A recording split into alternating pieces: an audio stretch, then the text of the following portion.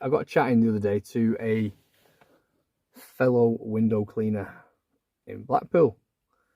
It was clear that he was limping around. I didn't actually know he was a window cleaner at the time. Guy's name's Mick.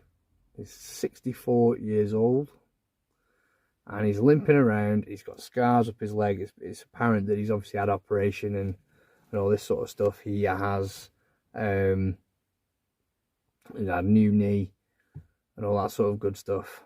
And you don't know whether to say anything, do you? But he's like, I asked him, I said, "Are you everything all right?" sort of thing. He was trying to get through a door, and so obviously I was holding the door open for him, and then we got chatting afterwards. And obviously he and I, we sort of window cleaners, got chatting away. And I said, I said to him, how did you manage to hurt yourself?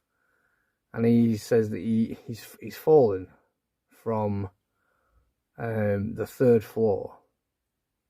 Lucky to be alive, third floor. And when I say third floor, I don't mean, 1, 2, 3, as in 3 floors. No. Ground floor, first floor, second floor, third floor. How that guy is still alive is a complete mystery to the pair of us, honest to God. So anyway, got chatting away, and sort of quite a miracle story. The guy's on a ladder on a stepped bay, and the ladder is resting across the bay at the top, and simply, the window he's trying to reach above on the third floor is outside of arm's length, and obviously, so you've got to step off your ladder and all that good stuff. I was never a massive fan of doing that, above, ground floor, to be honest with you. It being a bit unstable, but this guy's he's done it effectively 4 levels up, 3 floors, and he's obviously come down that ladder about 25 times faster the way he went up. So I remember very vaguely, and I it was a bit of a coincidence, this. I remember very vaguely, me, at the time I had Steve working with me and Steve, we turned out of Dean Street in Blackpool, because we used to do the old coach house. We'd finished that, and it was raining. And even, this is like 4 years ago. It stands out in my mind, right? We turn out of Dean Street, we head down Lytham Road. For those of you that know the area, there's some quite tall buildings, etc. And on the left-hand side of the road, as we're going down, I can see in the distance this guy on a ladder. And sure enough, he's like 4 floors up.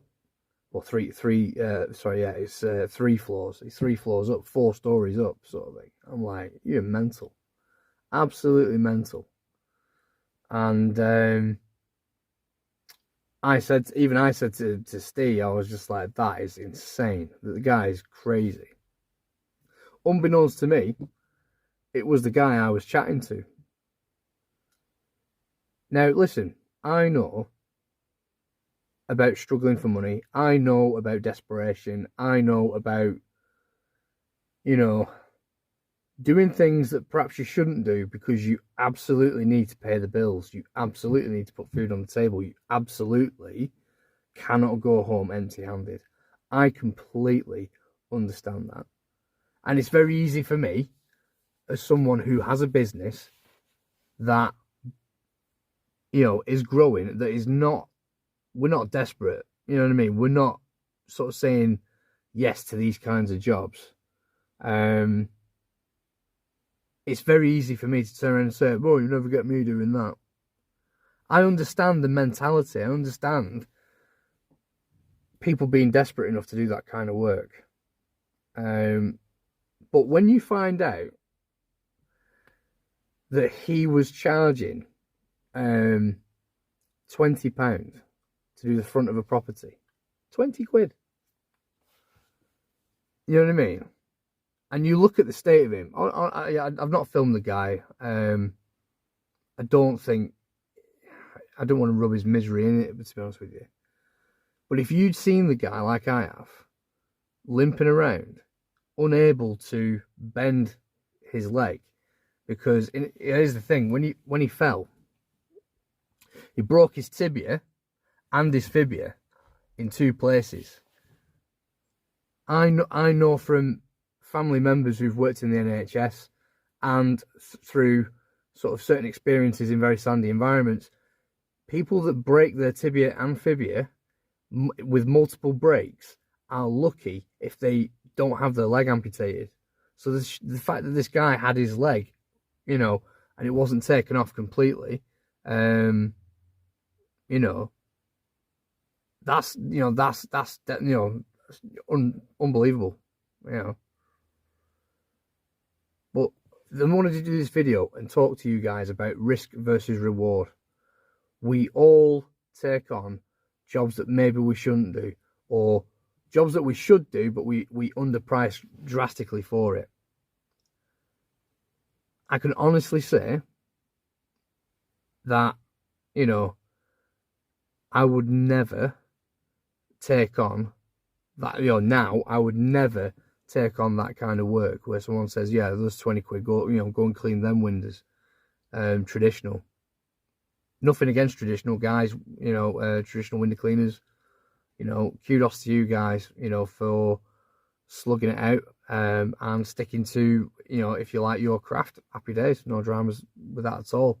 It's to be admired. But you do have to draw the line where, you know, a slip, a trip and a fall at ground level is an inconvenience. A slip from first floor is going to freaking hurt.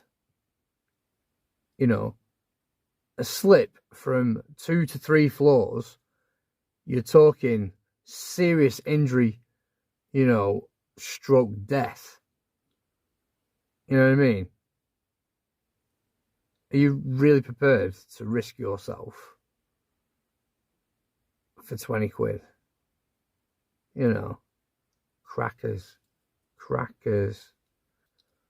He has obviously lived to tell the tale, and he's you know, sort of said, you know, I told him, obviously he was asking about my business and all that sort of stuff, and you know, he was quite interested actually. He wanted to see some of the equipment that we've got and stuff like that as well. So he's been out to see the vans and the van that was there. I showed him the equipment and all that sort of stuff. And even he turned around and was like, you know, he said, hindsight's 20/20 vision. But if I had my time again, there's no question I'd get that equipment. I'd spend the money, you know, because it's not like he was short of a couple of bob, you know. He was just doing underpriced work. He was doing underpriced work because he was worried about customers, you know, getting rid of him and all this sort of stuff. Here's the thing, right? You have a customer who wants you to do that, to do, you know, 3 floors, level at 3 floors, traditional, and all that sort of stuff. You have an accident, it writes you off, it makes you, you know, I won't say a burden to your family, but you now have to worry about how you're going to feed your kids. You now have to, you've got even more stress, more strain put on the ones that you love, right? And, you know, here's the thing, that customer whose house he did, who he hurt, you know, where he hurt himself, yeah, I can almost guarantee that customer has got a water-fed pole window cleaner to replace this poor guy, right? And this guy is now left with life-altering injuries. You have to draw a line. You have to ask yourself, is what I'm doing worth risking my life for that price? I would say to any window cleaner, be they traditional or, you know, or water-fed pole, I would say to any window cleaner in the trade, you know, don't take on work that you feel there is a real risk to you. And the argument that, oh, well, if I don't do it, someone else will do it, means nothing when you're the guy lying in a hospital bed recovering from life-altering injuries. Food for thought, guys. As usual, if you like what's the content I put out, please like, share, subscribe, etc. And yeah, I'll see you in the next video. Keep on keeping on.